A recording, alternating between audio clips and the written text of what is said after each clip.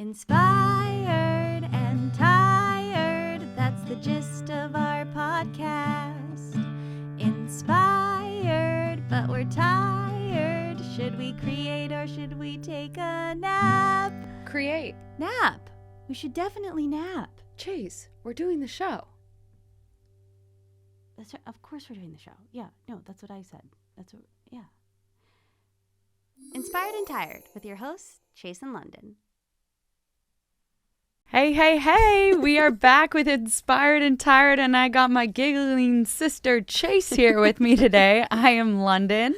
And I'm Chase. Well, we're giggling because we just watched the intro, Inspired and Tired. And in one of the clips, London and I are wearing the exact same outfits we're wearing right now. Coincidentally, same day. London wore we the both same pulled top, the same thing out of our closet. I wore the same. That's bizarre. Talk about big spooky, magic. Big magic. Yeah.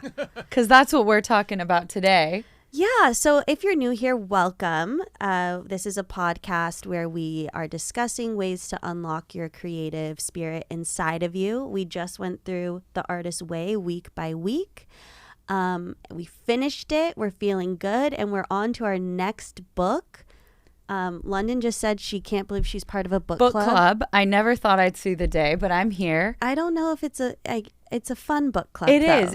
It's better because I absolutely love the topic. I don't like book clubs when I'm told what to read, and I'm like, I don't want to read that. The Wives' Thief. Yeah. No, thank you. A 600-page that. book on stealing husbands. Oh, really? I don't know. I made it up. Oh, that's not a real book. No. Do you remember in my senior year of high school, I did a book report on Sisterhood of the Traveling Pants 4, which doesn't exist. Yeah. I made up the whole book, and I think I got like a B. Yeah. London would do that. And wasn't it like one time you had to do a poem and you just said the lyrics to like a song that was popular at the time? I do not remember, but that sounds like me. And the teachers were just so like not hipping with it. They were like, that's great. Yeah. I don't think nowadays you could get around with that stuff, but the good old 2000s. Early 2000s. Okay, so we're so excited because this is part 1 of Big Magic. We are going to discuss with you. You don't have to do any of the reading. We're just going to tell you what it's all about. What it's all about, and give you some tools on how to live a creative life. And I gotta say, this book is a refreshing sibling to The Artist's Way. It's the perfect companion book because now that we've gone through and done such rigorous work with ourselves, this one's a little more freeing, fun, light. The way she writes is a joy. It's funny. It is. I found myself laughing. Me too. Whereas with Julia Cameron, more crying. It was more like, what is she even saying? Yeah. So this is great. It's Big Magic. It's available everywhere. I downloaded it on Audible. Or, of course, they have hard copies still circulating today. Of course. Well, of course they do. So. And this was written in like 2014, 2015, something like that. Yeah. It came out 2015. Okay. So it was probably written in 2014. Yes. Okay. And we mentioned last time it's like 6 different parts. Mm-hmm. And this week it's on courage. Yeah, we're on part 1 and the whole topic is courage. I guess let's dive right in because she starts with a story about Jack Gilbert. No, unrelated Gilbert. Do you want to pull up a photo of Jack Gilbert? Because, oh boy. He is nominated for a Pulitzer. He answered the call to be a poet. He didn't need to be known. Okay, and London. He was a magnet for women. Can I explain? Yes, you can explain. Okay. Look at that dashing man. He was a magnet for women. Yes. Look at that. Strong nose. So, Jack Gilbert, she tells the story of him. He was called from a very early age to be a poet. And He answered this call without hesitation. He became a poet the way other men become monks, as a devotional practice, as an act of love, and as a lifelong commitment to the search for grace and transcendence. And I did a little post-it there. I said, that's how we should all treat our art. I agree. As a devotional practice. Wow. So his work as a young poet won many awards, nominated for the Pulitzer. Thank you. I mean, he was brilliant. And he could have been famous, but instead he found it to be the same thing every day. He found it boring, and he wanted nothing to do with fame. He moved to Italy. He moved to he went to Greece for traveled. Like 20 years. He had no problem being away from the limelight, and he'd retreat to the countryside. And about every 10 years or so, maybe every 20 years, he'd come out with a new book of poetry that would win awards. He'd be in Vogue magazine as a poet. That's pretty impressive. Every time he came out of his shell, he would like get all this fame and then accolades. He'd be like, nope, don't want it. Back to isolation. So I think that's really beautiful, because I think so many people pursue creativity as a way to get known, as a way to be seen, as a way to get recognized, acknowledged. And it's really refreshing to hear a story like this of someone, he was just creating to create because he loved it, not for the money or the fame. Has there ever been a time where you have created just because you love it? Well, I've never gotten the Pulitzer nomination or the awards like that. But that wasn't my question. Okay, you're right. Yeah. That wasn't your question. Have I ever created just to create? Yes. When I was like 9 and 10 in our like Westlake Village house. Yep. I would just make up dances like every day. Was there any posting on Instagram or TikTok or trying to get those dances out in the real world? Absolutely not. It was just for pure joy. Yep. What about you? I had pure joy when I started yarn bombing. Like going out, making street art just for me. Didn't want anything in return. But can I ask, you did have an Instagram and you were posting it every day. Yeah, but I didn't care. It was really just like about creating at that time. And It was very, very beautiful. And things did happen. Like, because I was just loving it, but I didn't scurry off and isolate. Oh, no. I needed more. Yeah. You didn't do whatever. More. I also, I had this thought as I was reading about Jack Gilbert. This is a man who like 100% followed his truth. Like he wasn't concerned about the ego or what the ego wanted. He was really just like, I'm going to create for me. And yet the universe still made him known, because by time he became, in his later years of life, he went to teach at the University of Tennessee or something like that. Yeah. And Liz Gilbert, coincidentally, the year after, took his position as they called teacher. it the Gilbert chair. Yes. Oh, the kids had fun with they that one. did. The Gilbert chair.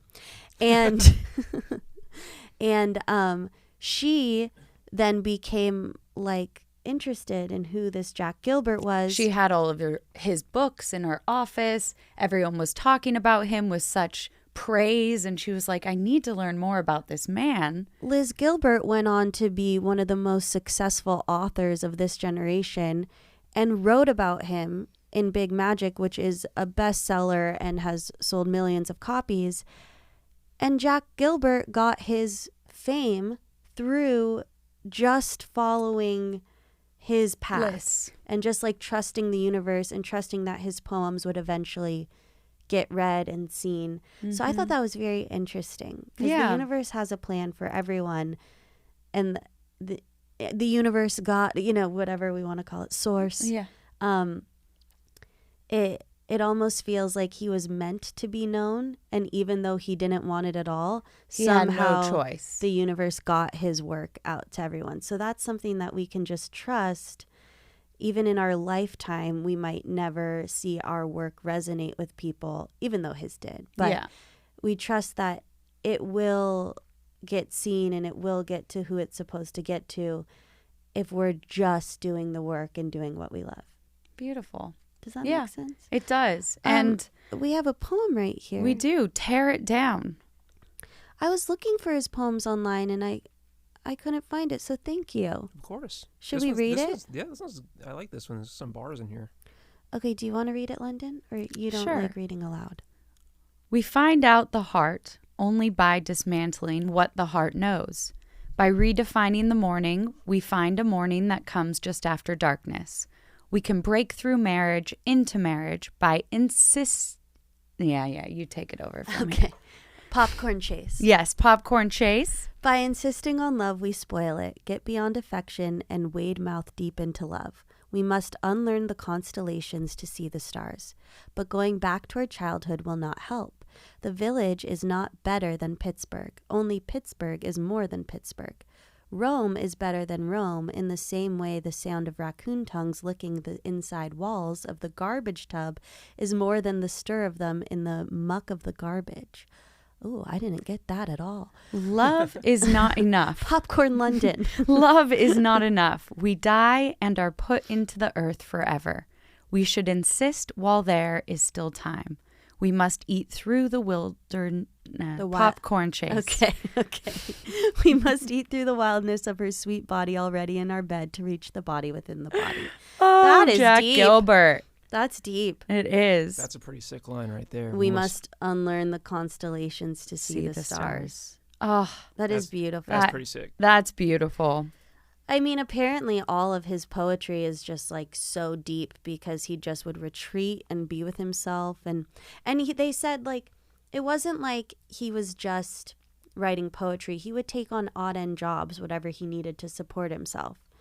The poetry was this just like vessel for him to express what's inside. Yeah. And what I liked is also he asked his students to be brave.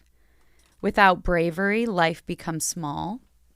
He asked his students, what do you want to do with your life? Do you have the courage? Yeah. It was pretty much, do you have the courage? The treasures that are hidden inside of you are hoping you'll say yes.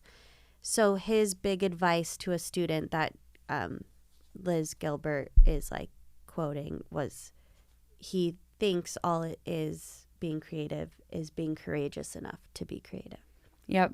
And to bring forth those hidden treasures, I love that they talk about like the universe buries these jewels deep inside of you, and you almost need to be like a treasure hunter, going deep within to find those jewels and have the bravery to go on the hunt to get that clarity. And I mean, that's the key to the book, hunt. Can I read it? Yeah. Because I literally highlighted what okay, you yeah, were read saying, exactly it was I thought it was such a good way of putting it. So Liz says, I call her Liz. She's really Elizabeth Gilbert, but you're on a she's Liz first to name, me. nickname Yeah. sort of basis here. Liz says, I believe this is one of the oldest and most generous tricks the universe plays on us human beings, both for its own amusement and for ours. The universe buries strange jewels deep within us all and then stands back to see if we can find them. The hunt to uncover those jewels, that's creative living. The courage to go on that hunt in the first place, that's what separates a mundane existence from a more enchanted one. The often surprising results of that hunt, that's what I call big magic. The title of the book. It's a biggie. I think of these little jewels, those like kidney stones, like little things inside of you that you gotta find. Jewels inside of us are kidney stones. But isn't that a beautiful way to put it? It really is. I've never thought about it like that. Like everything's inside of us. We just have to find it. It's like we have to do our own hero's journey inside of ourselves to find the treasure. Because there's treasure in each of us. Absolutely. And boy, I mean, some people tap into it easier than others. Yep. It's tough. I mean, treasure hunting's hard. Have you seen those guys on the beach with the metal detectors? Like, that seems easy to me. Well, they don't find You're much. Right. That's what I'm saying. Takes a lot of time to find those jewels. You're right. Yeah. So now we're on to the next little section. It's called An Amplified Existence. By living a creative life, Liz doesn't mean you have to live in Quit your Greece job and like and write poetry on a full-heartedly hillside go. or be performing at Carnegie Mellon. She tells the story of Susan, and I'm so excited to tell you the story of Susan. I'll kick it off. Kick it off. Yeah, because Susan, she was a young figure skater when she was growing up. She took lessons, but then that drifted away. Because she wasn't the most talented. She wasn't the best. She was told she wouldn't make it to the Olympics. She kind of just gave up. Yeah. She was like, well, if I'm not good enough for the Olympics, Why figure skate? Why even figure skate? But at 40 years old, 40. she said, I'm figure skating again, gosh darn it. Because she asked herself, she said, when was the last time I felt truly light, joyous, and creative in my own skin? And she goes, it was when I was figure skating. So she got curious. She followed the curiosity, and she started figure skating 3 times a week. She still had her normal day job. She would just go before she went to work. She would skate. And she would skate simply because skating was still the best way for her to unfold a certain beauty and transcendence within her life that she cannot seem to access in any other manner. And she would like to spend as much time as possible in such a state of transcendence while she's still here on earth. That's all. That's what Liz says is creative living. That's all she means by creative living. No awards. Susan, she goes, the story doesn't end with Susan winning a championship. Susan is just creatively living by following her bliss and figure skating in the morning. And I really like that definition of creativity because a lot of times we do think it does have to have an end goal or turn into something bigger. And just by like skating in the morning and then going to work, she still can be living creatively. And it's kind of very similar to like what Julia Cameron was saying in The Artist's Way. It's like finding a hobby that we just do to do it, not for the awards, not for the accolades. Is there? I think we talked like gardening for you. Definitely. Just having hobbies like gets your creative juices going in other ways. Because I was reading this and I was like, well, we grew up dancing. And dance obviously brings me so much joy, but like... It wasn't ever looked at as a hobby. It was still like, you got it. Like for me, it was like, you can use this to get into college or this can turn into something bigger. Right. That wasn't grander. A hobby. That was our life. But, I really liked this. She goes, she had competed in figure skating as a child and had always loved it. But she quit because it was clear she wouldn't be a champion. And she goes, lovely adolescence, when the talented are officially shunted off from the herd, thus putting the total burden of society's creative dreams on the thin shoulders of a few select souls, while condemning everyone else to live a more commonplace, inspiration-free existence. What a system. And I think it's so true, like the talented kids in sports, the talented artists, they're like, really pushed to like, okay, let's get you a full scholarship to college and let's get you in it's no longer just for fun. And then the kids that don't have the like talent, if you will, aren't encouraged to keep going, and they are kind of just like, okay, get a job that's going to support you. I don't know, it is a really, I had never thought of it that way. Me neither. I do think for you, London, dance was, London would never say this. She was one of the best dancers at our dance studio. Thank you. And was very much pushed and went to college for dance, full scholarship. Like was like, this is not for fun. This is your thing. Yes. Like it's going to be what you're known for. And it's not. I know you were like, But I think, yeah, you did have that push and it almost made you not enjoy it, right? Right. Certain times, but it's still, though, something I look back on very fondly, and I still do ballet for fun, and it is very joyful because it isn't that, like, pressure to be the best anymore. Now it's like Miss Susan at 40 who can just go. Susan sounds like someone that's 40. You know what I mean? Just what, the name? Yeah, it's just it's older a very name. Gen X name. It's like almost a boomer name. Well, And she's probably a boomer. she's probably, well, now she's 45. Oh, 48. Oh, Yeah. now she's 48. Yeah. She's Gen X. Mm-hmm. Okay, anyways. Well, anyways, so going back to it with like, if it is like, if you are at the point where you are pursuing figure skating and want to do it professionally, the next part of the book is about the scaries. Okay, great. Yeah. Great segue. Thank you. And these reasons why maybe you stop or give up or don't keep going. And some of the examples she gives are like, I don't have any talent. You don't want to be rejected. You feel like you'll be misunderstood, ignored. I highlighted all the ones that resonated with me. Yeah, what are which some that were resonated a lot. with me too? That's my list here. I'm like, Yeah, so basically, this scary section is Liz saying like, let's talk about courage now.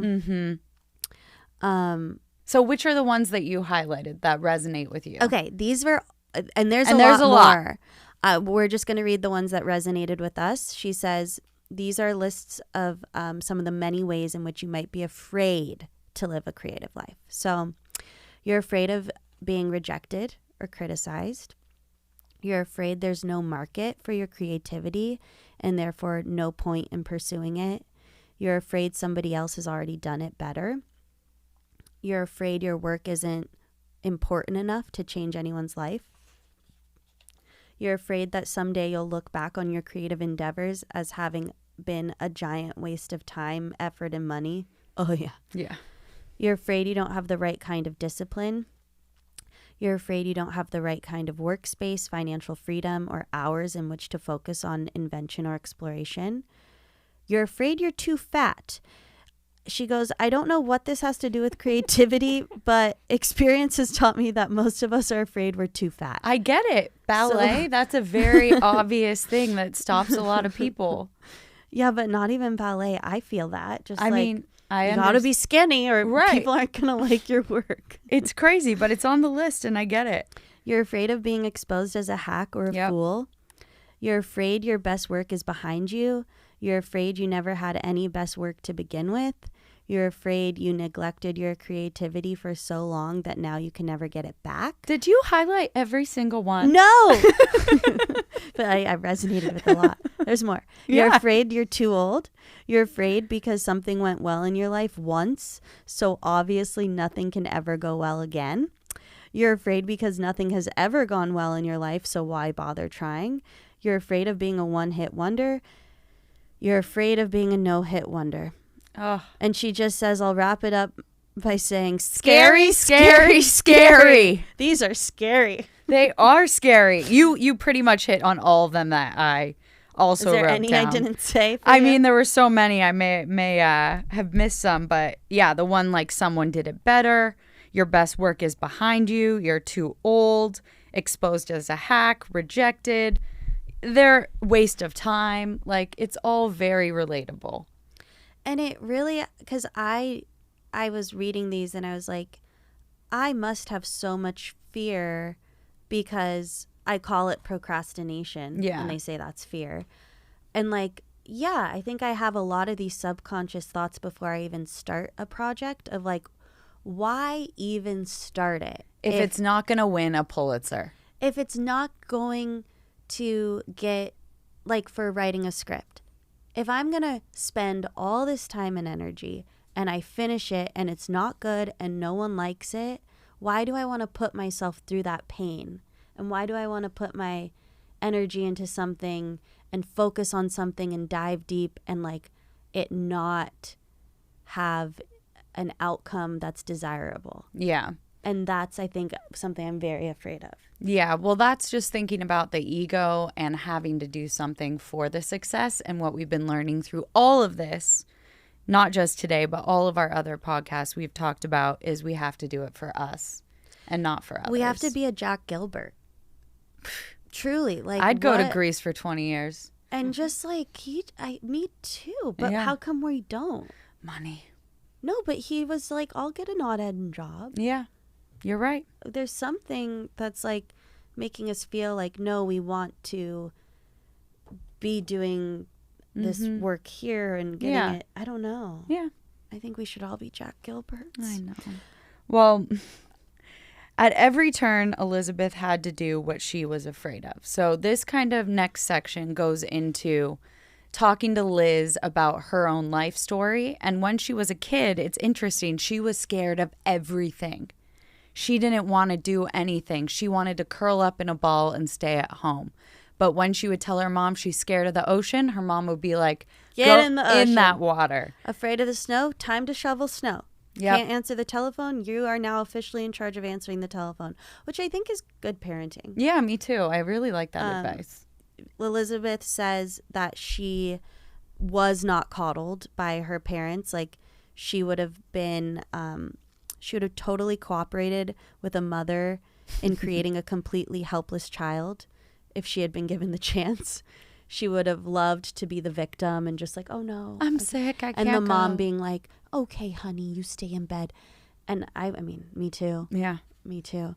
But her parents would not have it. So, you know, argue for your limitations and you get to keep them. And she said, why would I want to keep my limitations? It turned out she didn't, and she doesn't want us to either. So, yeah. She says fear is boring. She says fear is boring. Just like Jack Gilbert said fame is boring. Yep. It's the same thing every day. She says fear is the same thing every day. And you have to stop playing the pitiful pearl, which I really like. Yeah. She says fear is a song with only one note and one word. And the word is stop. And everybody has the same song of fear. Every single one of us. There's nothing interesting about it. Everyone's fear is the same. Even not just humans. Oh, I love this so much. Oh my gosh, yeah, me go. too. Not just humans. If you pass your hand over a petri dish containing a tadpole, the tadpole will flinch beneath your shadow. That tadpole cannot write poetry. It cannot sing. It will never know love or jealousy or triumph, and it has a brain the size of a punctuation mark. But it damn sure knows how to be afraid of the unknown. Well, so do all of us. Yep. So she goes, creativity was within her that was original. She had personality that was original, dreams and perspectives and aspirations that were original. But fear was not original in the least. Fear wasn't some kind of rare artisanal object. It was just a mass-produced item available on the shelves of any generic box store that even tadpoles had in common with us. So the most boring instinct she possessed is what she was living her life by, fear. And she was like, why am I not living my life with like Through all these play and joy and all these creativity, original aspects of myself? Because that's easier. We're like, whatever, Darwinism, you know? So Something like we're that. grown up and we have these reactions to things that are innate to humans, and that's way easier to give into than to write a composition. Yes. Yeah. And I loved that though. Like, I think a lot of us live our lives in fear. Mm-hmm. I'll just speak for myself. And it is unoriginal. It is. Everyone has those same like genetic, just human thoughts. They're all the same because that's evolution. The only people that don't have fear, it reminds me of that climbing documentary where the guy can like climb up Free on solo. Yes. Like that's People that are a little crazy. off. But they studied their brains, and that was like a whole They don't other different have makeup inside of there. So she really wants us to know there's a difference between fearlessness and bravery. And I think what we want is the bravery side of it. Oh, she's not telling us to climb a mountain without a rope or do things that could endanger your life in any way, shape, or form. It's that bravery that we need to counteract the little fears from our creativity. She says bravery means doing something scary. Fearlessness means not even understanding what the word scary means. So we're looking for bravery, not fearlessness. And you don't need fear to be creative, but you bet your bottom dollar fear is going to show up when you start a project. Yep. It's triggered. They're like connected. Because anytime your brain and your makeup is like, anytime there's an unknown, fear comes in. And there's a lot of unknown with creativity. To tell you the truth, I get nervous every time we come and do this podcast. I was thinking I'm that. like, we've done it now so many times. There's no need to have fear. We're going to go in. We're having fun. We're with each other.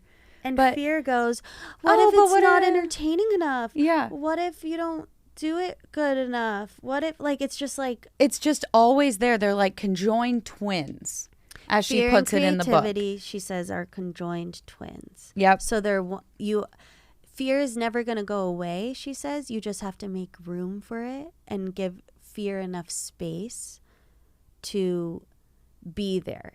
But you can't just focus on the fear. Fear can show up, but you just have to know it's going to come with this gig. Or it's going to murder your creativity if you let it take over. Yeah, because when they're one and the same. Yep. So she wrote a letter to fear. Yes. Do you she have said that in the to deal book? with fear, you make space for it, and she personifies it. I have the letter.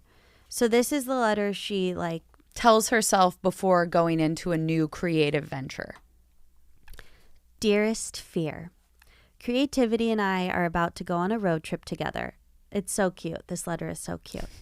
I understand you'll be joining us because you always do. I acknowledge that you believe you have an important job to do in my life and that you take your job seriously.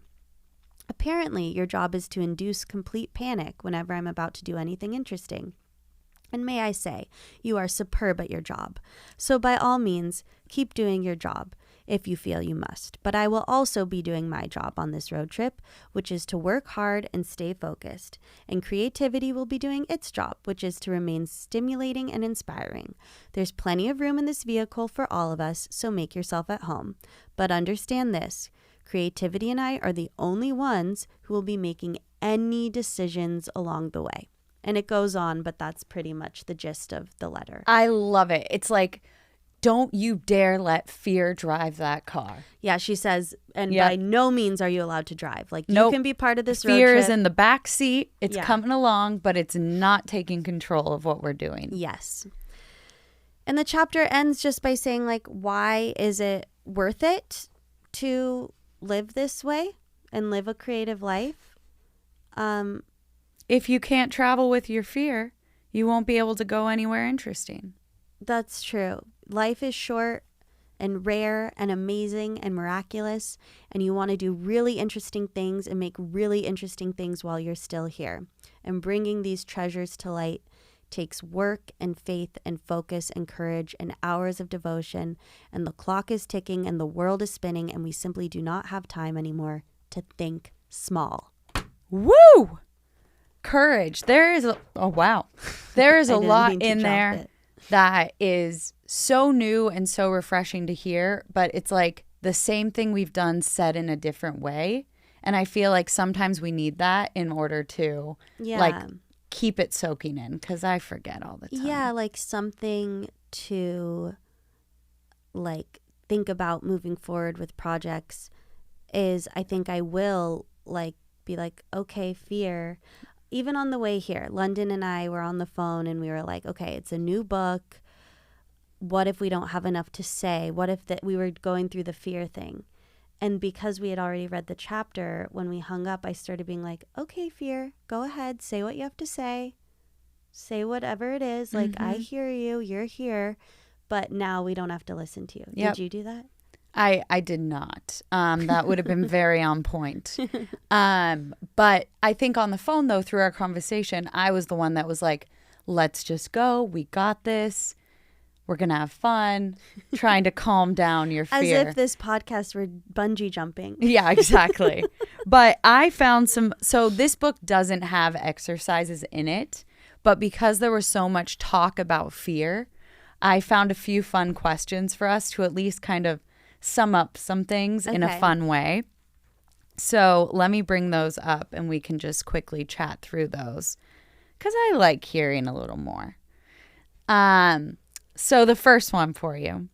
If your creative ideas had personalities, what would they be like? Would they get along at a party?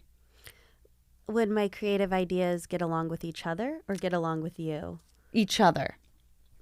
My creative ideas would be like, What type of personalities would they have? I want to say like bubbly and funny. All of them? So they get along like 3 peas in a pod?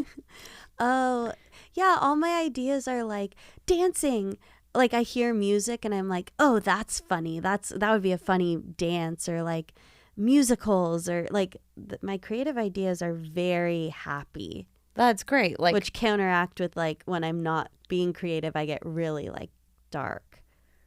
it's a good little compass to guide you towards the light, honey. Yeah.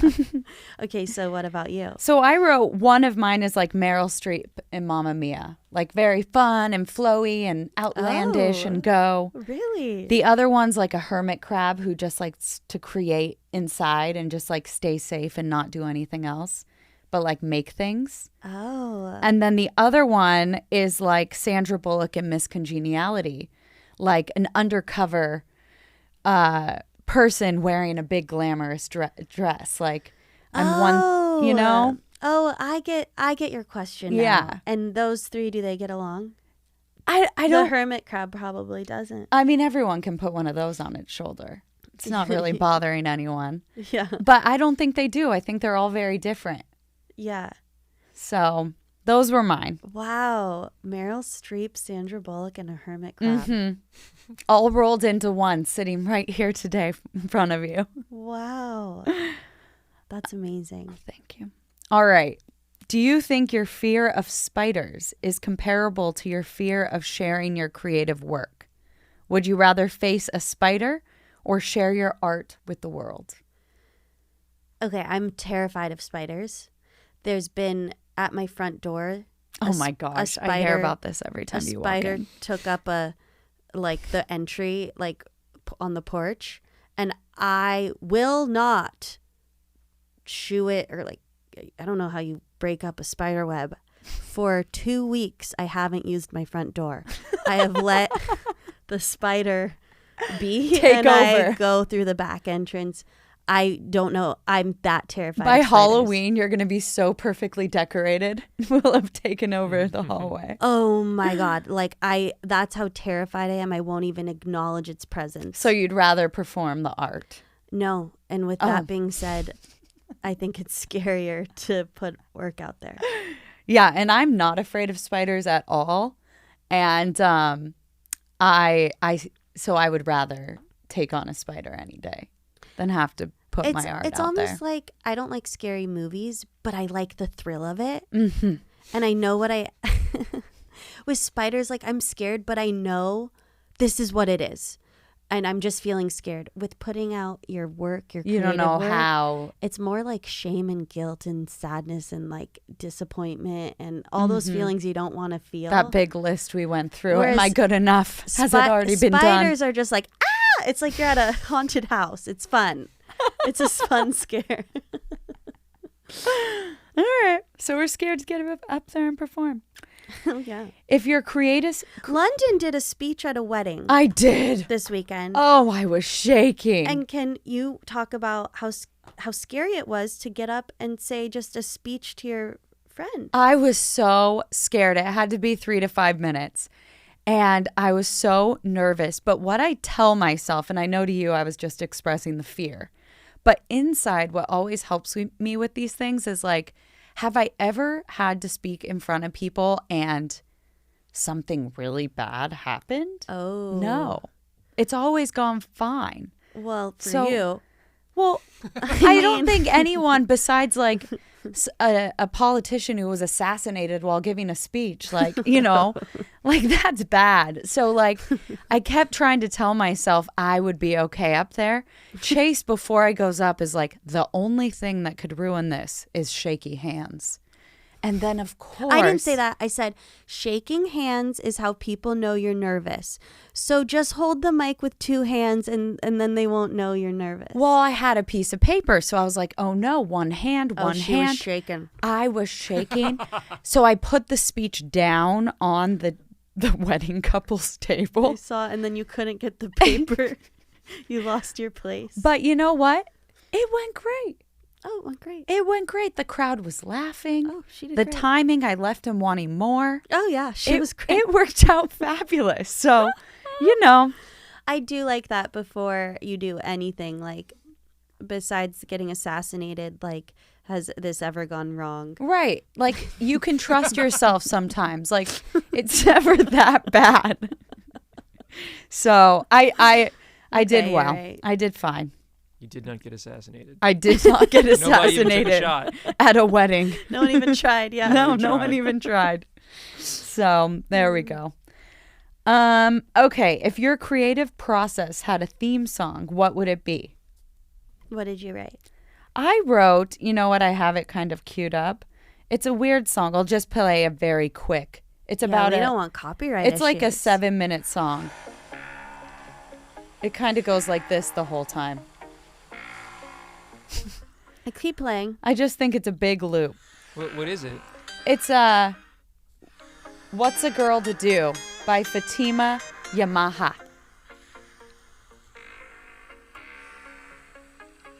A nice little just Oh, you like it. Oh yeah. The first thing that popped into my head was this Taylor one. Swift Red Album. No. Oh, no. Like creating for me is Oh, just a gosh. treacherous. That's a pretty popular musical though that you got there. So That's what I thought. That's the song I hear when I sit down to write. Oh Yeah, man. It's not good. It's not fun. It's really dark. Wow. Well, let's hope we can change that. Chase and I, our favorite song as kids was Celestial Soda Pop. Celestial Soda Pop. Do you think it's a good one to walk down the aisle to in a month? No. Okay. What are you pulling up here, Rob? Phantom of the Opera. Wasn't that Fan of the Opera? Yeah. It was. Yeah, it was. I fell asleep in that musical 3 times. Should I play? Have you seen the sequel? It was awful. I don't like it. Oh, I was so like mad. It. Yeah. I was so mad. I saw it at Pantages. I was so mad. Yeah. Have you seen Phantom of the Paradise though? No. That movie's amazing. Okay. Oh, wait. The sequel is a movie? I saw the play, the theater production. No, there's a movie that is. I'm trying to remember who wrote it. Oh, it wasn't even Andrew Lloyd Webber. Yeah, no, it's Forget about it. 1974 American rock musical comedy horror film. Oh, Oh, wow. that does sound good. Written and Chase, directed by Brian De Palma. Okay, yeah, maybe I'll look. that'll get your spider That's scare not going. what I was talking about. I was talking about this like revival a few years ago. Yeah. This is what London wants to walk down the aisle to. Hold on. Oh, I just love it. I would skip. I'd literally skip if my dress allowed it. Dun, dun, dun, dun, dun, dun, dun, dun. I love it. Oh, man. I wish that was my creativity Right? song. That's a good one. It's Yeah, bubbly. that's bubbly We'll and turn it light. from Phantom of the Opera to Celestial Soda Pop by the end of this book. Okay. Okay. 2 more questions. Okay. If you could give your fear a failure makeover, what new outfit or persona would you choose for it? A failure makeover? Like Yeah. right now my Maybe you it's say wearing my a fear or black cloak. creativity. Fear. Okay. So right now it's wearing the It's Phantom dressed of the up in Opera outfit. Yes. Oh, I would turn her into a fairy. Ooh, the lilac fairy from those little cards. Sure. Yeah. Yeah, let's look at the lilac Yeah. fairy. Oh, Oh, look it's at a ballet. That one up at the top Yeah, there, yeah, the that cartoon illustration. Yeah. I That love brings the joy. flower fairies. That brings joy. Oh, Yep. if my fear looked like that, I Oh would be my like, gosh. I'd be so thrilled. You'd be like Mr. Gilbert. It's like, get in here, fear. Yeah, come on down. I said mine would wear anything Audrey Hepburn wears at Breakfast at Tiffany's. Her big hat moment Ooh. is fabulous. That's kind of like that's a vibe. It's a look. Yeah. Yeah. I like yours, I gotta be honest. Well, mine's not really scary. It shouldn't be. Well, Breakfast at Tiffany's in the black dress and the hat. She's a little like stoic. You don't. Oh, quite but know she's what so she's confident. thinking. She's so confident. She walks into Tiffany's and asks them to engrave something for free. She's bold. She's daring.